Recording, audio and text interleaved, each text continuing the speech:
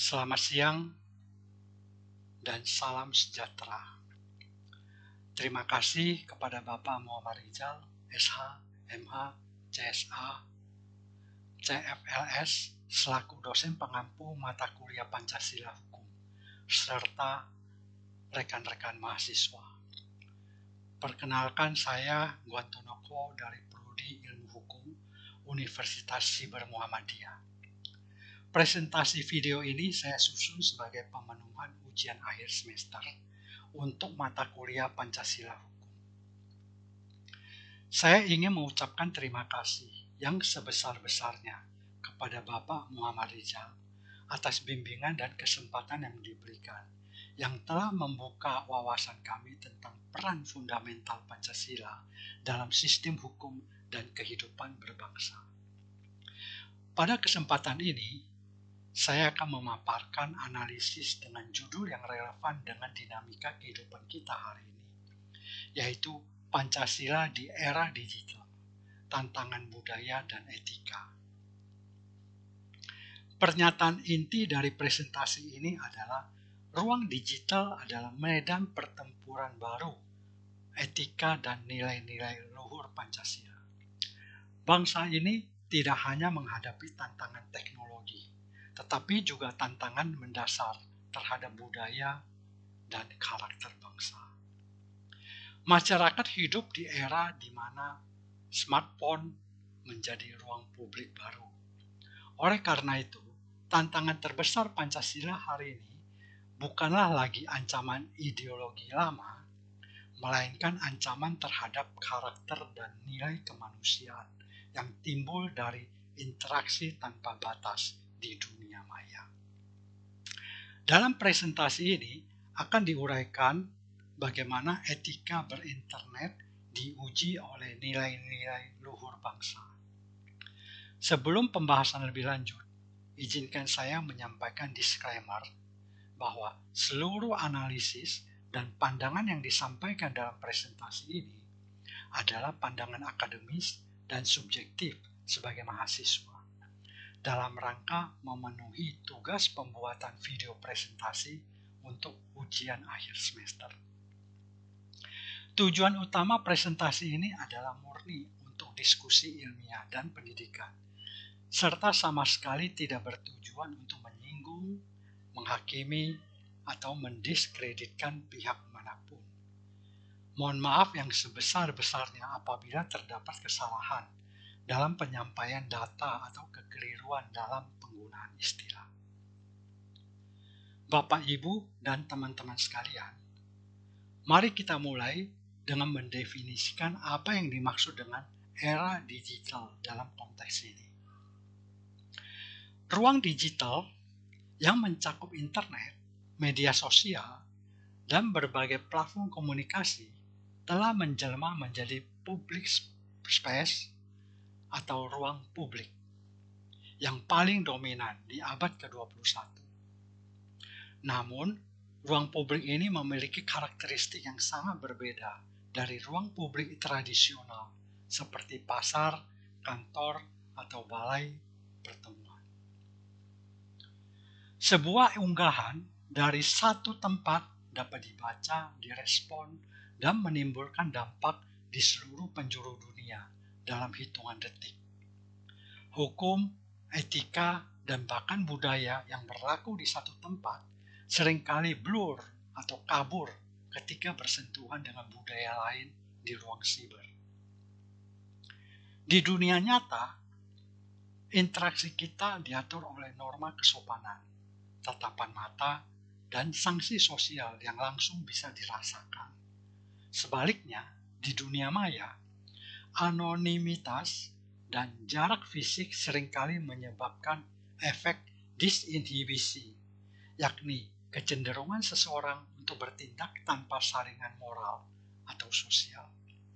Inilah yang membuat interaksi digital seringkali terasa lebih kasar, lebih agresif, dan lebih tidak beradab dibandingkan interaksi tatap muka. Singkatnya, ruang digital adalah arena kebebasan berekspresi yang hampir tak terbatas. Namun ironisnya, Ia juga menjadi titik rentan bagi tumbuhnya perilaku yang mencederai nilai-nilai dasar kemanusiaan. Lantas, di mana posisi Pancasila dalam pusaran digital yang serba cepat ini? Pancasila seringkali dipahami hanya sebagai dasar negara atau ideologi politik. Padahal, Pancasila jauh melampaui itu. Pancasila adalah sumber nilai fundamental yang mengatur hubungan antara manusia dengan Tuhannya, manusia dengan sesamanya, dan manusia dengan negara. Dalam konteks era digital, Pancasila wajib dimaknai sebagai filter moral dan pedoman budaya bangsa. Mengapa urgensinya begitu tinggi? Karena nilai-nilai asing, baik yang positif maupun yang negatif, masuk tanpa hambatan. Jika tidak memiliki filter mental yang kuat, maka identitas budaya dan karakter bangsa akan tergerus. Ketika kebebasan berekspresi tanpa batas mengarah pada cyberbullying, perlu kembali pada sila kedua, kemanusiaan yang adil dan beradab, untuk mengingatkan tentang martabat manusia. Ketika disinformasi dan hoaks atau berita bohong mengancam pecahnya polarisasi, pijakan harus diambil pada sila ketiga, yaitu persatuan Indonesia, untuk memprioritaskan persatuan di atas kepentingan kelompok. Dengan demikian, Pancasila harus dipandang sebagai sistem nilai yang dinamis, yang tetap relevan di setiap zaman, termasuk sebagai etika tertinggi dalam berinteraksi di dunia maya. Untuk menganalisis secara komprehensif tantangan ini, presentasi ini akan dibagi menjadi 3 fokus utama. Yang pertama, identifikasi tantangan. Bagian ini akan menguraikan secara rinci kasus-kasus digital apa saja yang secara langsung mencederai etika dan nilai-nilai Pancasila. Yang kedua, analisis hukum dan etika. Bagian ini akan menguraikan bagaimana instrumen hukum positif seperti Undang-Undang ITE dapat ditegakkan, sekaligus bagaimana filsafat etika Pancasila menjadi landasan moralnya. Dan yang ketiga, solusi kebudayaan. Bagian ini akan menguraikan strategi dan rekomendasi praktis tentang cara memperkuat literasi digital berbasis Pancasila di tingkat individu dan komunal. Kita mulai dengan fokus yang pertama. Setelah memahami ruang digital sebagai medan tanpa batas, kini saatnya dilakukan identifikasi secara konkret mengenai bagaimana fenomena digital ini menjadi ujian berat bagi nilai-nilai luhur Pancasila. Dimulai dengan sila kedua, yaitu kemanusiaan yang adil dan beradab. Inti dari sila ini adalah pengakuan terhadap martabat setiap manusia. Di dunia digital, prinsip ini mengalami erosi yang signifikan. Fenomena pertama adalah eskalasi kekerasan verbal digital. Kekerasan ini mewujud dalam bentuk keyboard warrior dan fenomena cancel culture. Di media sosial, banyak individu yang bertindak sebagai hakim secara instan.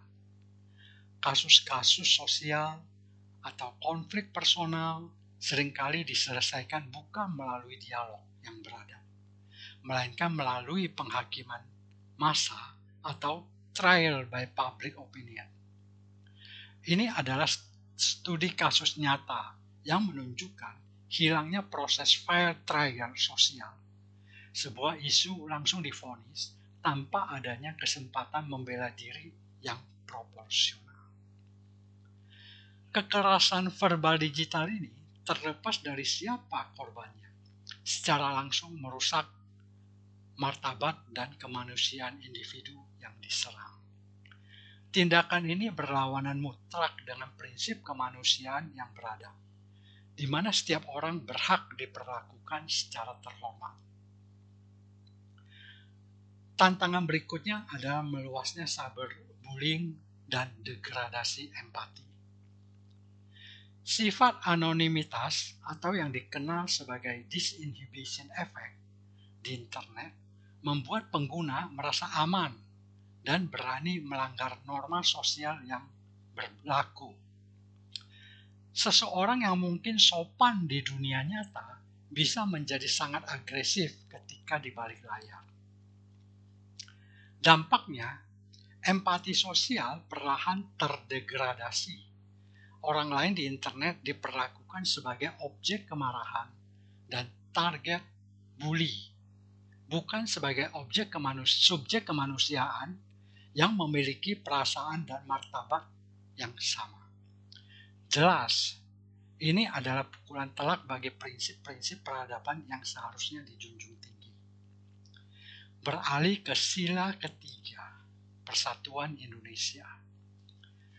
Persatuan adalah modal sosial terpenting bangsa. Namun, ruang digital seringkali dimanfaatkan sebagai senjata perpecahan melalui disinformasi dan hoaks. Disinformasi dan hoaks adalah informasi palsu yang disebarkan secara sengaja dan terstruktur.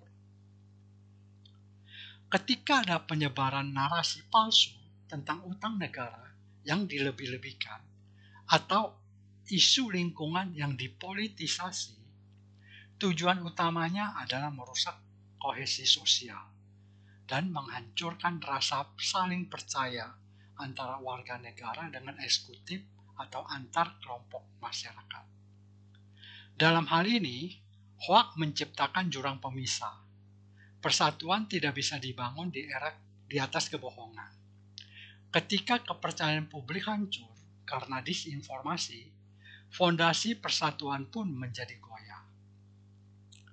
Terakhir, akan dilihat bagaimana sila keempat, kerakyatan yang dipimpin oleh hikmat kebijaksanaan dalam permusyawaratan perwakilan diuji. Inti sila ini adalah proses pengambilan keputusan yang matang, didasari oleh pertimbangan aksi sehat. Algoritma media sosial dirancang untuk memberikan konten yang disukai. Secara tidak sadar, ini menciptakan apa yang disebut echo chamber, ruang gema, di mana hanya terdengar suara-suara dan pendapat yang sama dengan diri sendiri. Fenomena echo chamber ini secara efektif mengeliminasi proses musyawarah yang jujur. Ketika seseorang hanya dikelilingi oleh kesamaan, maka hilanglah pertimbangan dari berbagai sudut pandang yang berbeda.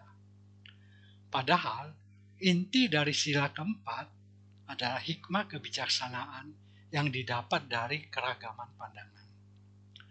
Hal ini melahirkan sikap intoleransi terhadap perbedaan pandangan politik atau ideologis. Jika suatu pandangan dianggap benar mutlak, maka terdapat kecenderungan untuk memaksakan kehendak yang justru bertentangan dengan prinsip demokrasi Pancasila. Dengan demikian, jelas bahwa tantangan digital bukan hanya teknis, melainkan tantangan mendasar terhadap budaya bermartabat, persatuan, dan kebijaksanaan yang telah menjadi pilar bangsa. Selanjutnya akan dibahas bagaimana Pancasila menjadi solusi melalui analisis hukum dan etika. Setelah memetakan tantangan etika yang muncul di dunia digital, kini lanjut melangkah ke bagian berikutnya, yaitu menganalisis bagaimana Pancasila bekerja sebagai fondasi hukum dan filsafat dalam menjawab tantangan tersebut. Kebebasan berekspresi adalah hak asasi yang dijamin konstitusi. Namun, dalam konteks digital, hak ini seringkali disalahgunakan.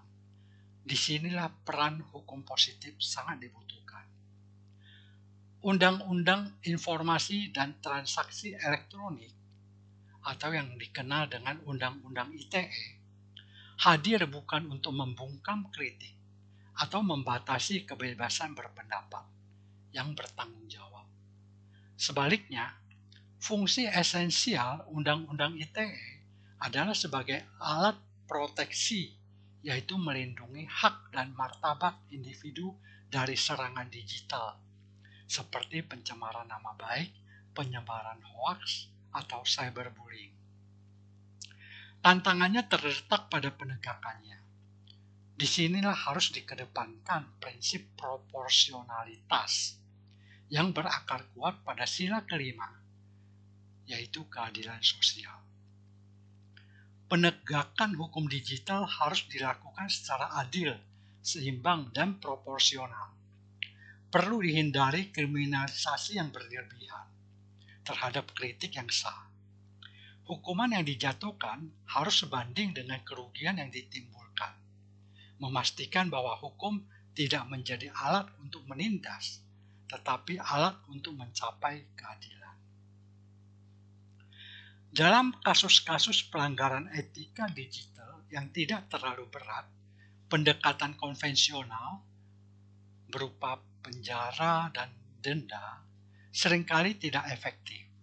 Oleh karena itu, perlu didorong konsep keadilan restoratif. Konsep keadilan restoratif mengutamakan pemulihan kerugian, rekonsiliasi, dan tanggung jawab daripada sekedar penghukuman. Ini sangat sesuai dengan semangat musyawarah pada sila keempat Pancasila. Penerapannya dalam kursus digital bisa berupa mediasi antara korban dan pelaku, edukasi atau pelatihanan etika digital sebagai sanksi atau bahkan kewajiban pelaku untuk membuat konten edukasi yang memperbaiki kerugian sosial yang telah ditimbulkan. Ini adalah cara mencari solusi yang mengedepankan dialog dan perbaikan sosial ketimbang pembalasan. Lebih dari sekedar hukum positif, dibutuhkan filosofi etika yang menjadi kompas moral di tengah ketidakpastian digital. Etika ini bersumber langsung dari 5 sila. Oleh karena itu, perlu dirumuskan kerangka etika kewargaan digital Pancasila yang harus ditanamkan. Yang pertama, adab yang berakar pada sila kedua, kemanusiaan yang adil dan beradab. Prinsipnya sederhana, selalu perlakukan orang lain di dunia maya seperti ingin diperlakukan di dunia nyata. Ketika mengetik, ingatlah bahwa di baliknya ada martabat manusia yang harus dihormati. Yang kedua, verifikasi yang berakar pada sila keempat, kerakyatan dan hikmat kebijaksanaan. Musyawarah diawali dengan fakta, bukan asumsi. Prinsip kebijaksanaan mengharuskan untuk kritis. Sebelum berbagi, wajib hukumnya untuk memverifikasi kebenaran informasi. Ini adalah wujud tanggung jawab intelektual. Yang ketiga, tanggung jawab yang berakar pada sila kelima, keadilan sosial. Prinsip keadilan sosial menuntut kesetaraan dan dampak positif. Oleh karena itu, setiap klik dan ketikan adalah manifestasi tanggung jawab sosial. Apakah konten yang dibuat merugikan orang lain? Apakah konten yang dibuat mendukung terciptanya keadilan? Dengan menjadikan Pancasila sebagai tata nilai digital, dipastikan teknologi tetap menjadi alat untuk mencapai tujuan bangsa, bukan menjadi bumerang yang menghancurkan karakter bangsa itu sendiri. Setelah menguraikan tantangan dan menganalisis dasar hukum serta etikanya, tibalah pada bagian ketiga, yaitu solusi dan strategi penguatan yang konkret dan praktis untuk membentengi nilai-nilai Pancasila di era digital. Strategi ini harus dilakukan melalui dua jalur utama, yaitu kebudayaan dan kebijakan. Penguatan nilai tidak bisa hanya mengandalkan hukum. Harus dimulai dari kesadaran kolektif yang dibangun bersama. Selama ini, pendidikan literasi digital seringkali hanya fokus pada aspek literasi teknis, yaitu bagaimana cara menggunakan aplikasi. Fokus ini harus diubah menjadi literasi kritis Pancasila. Literasi kritis Pancasila adalah kemampuan menyaring dan menilai informasi berdasarkan nilai-nilai fundamental, yaitu kemanusiaan, persatuan, dan keadilan. Jika menerima suatu informasi, sebagai filter pertama harus bertanya, apakah konten ini beradab sesuai sila kedua? Apakah konten ini mempersatukan sesuai sila ketiga? Dan apakah informasi ini adil dan benar sesuai sila kelima?